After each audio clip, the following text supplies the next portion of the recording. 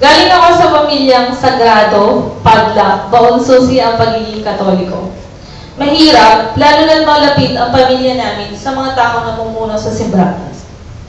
Nung bata po ako, nahilig po ako sa TVBS.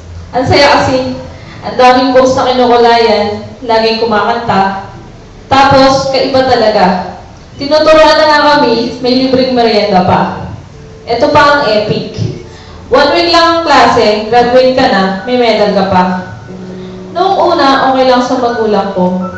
Pero habang lumalalim, ang pagkakilala ko, my God, habang tinatanong ko kung bakit kami may mga santo sa bahay, habang patuloy ang pangungulit ko tungkol sa mga bagay na nakagisnan ko, lalo naman nagbabawal ang mga magulang ko.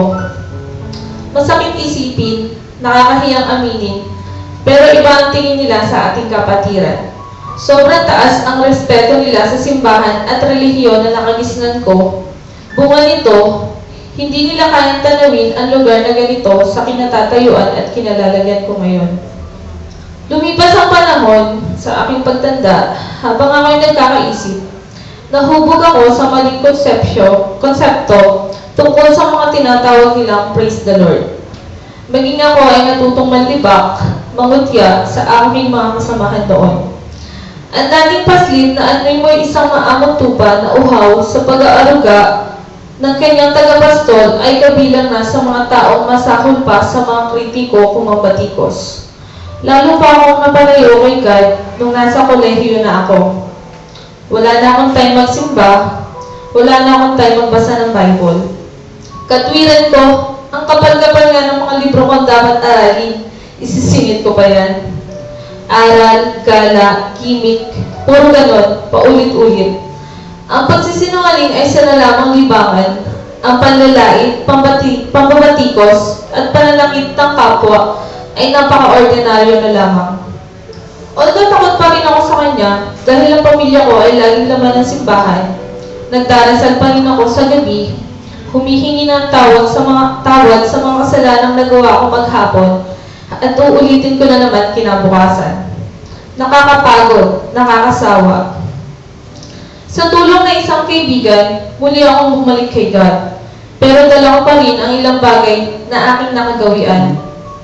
Marami pa rin akong tanong sa isip ko. Marami pa rin akong di kayang iwan sa dating ako. Kaya ayun, ganun ulit, backslide ulit. Nung napunta ako dito sa Gapo para mag-work na, in-invite ulit ako ng isang kaibigan sa church nila. Masaya, naramdaman ko ulit ang pagkauhaw na nararamdaman ko nung bata pa ako. Mas pinuspos pa ako ni God nung na-encounter ko siya. Grabe, akala ko kilala ko na siya. Power talaga ang presence niya, first day pa lang ng EGR. Doon ko lang ulit siya naramdaman ng bongga. Talagang kumilos si God sa buhay ko. Ang dami kong naranasan, ang dami niyang ginawa sa akin sa EGR. Lahat ng kasalanan ko, lahat ng nanakit at nasaktan ko, lahat ng galit sa dibdib ko, lahat ng tanong sa puso't isip ko, lahat ng kulang sa buhay ko, pinuno niya nung araw na yon. Nilinis niya ako. Sabi ko nga sa cell leader ko, iba na ang puso ko.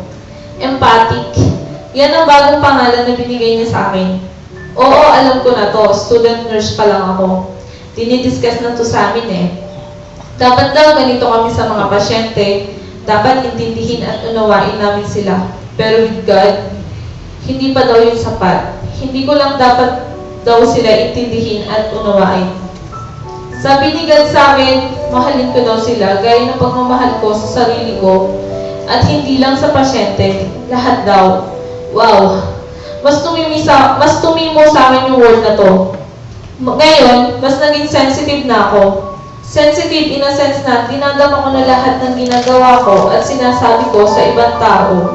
Dahil alam ko na ngayon, si God, nananahan sa sinuman. Ito na ako ngayon, binago niya na ako. Alam ko, simula pa lang to ng aking buhay bilang isang ganap na Kristiyano.